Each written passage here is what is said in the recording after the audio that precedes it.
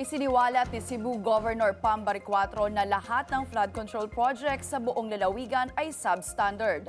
Ayon kay Baricuatro, base sa assessment ng provincial government, hindi pumasa sa kalidad ang flood control structure sa Cebu na dapat sanang nagsilbing proteksyon laban sa pagbaha. Sa pananalansa ng Bagyong Tino, ilang bayan ang nalubog sa tubig. Kaya't ang kalsada ay hindi madaanan at daan-daang pamilya ang inilikas. Tinukoy ng gobernadora na nagsimula ang 26 billion flood control projects noong 2019 sa panahon ng pamumuno ni dating Cebu Governor Gwen Garcia. Sinabi rin ni Baricuatro na nakapagsumite na sila ng kumpletong report sa Independent Commission for Infrastructure para imbestigahan kung may anomalya sa pagpasok ng kontrata, costing at implementasyon ng proyekto.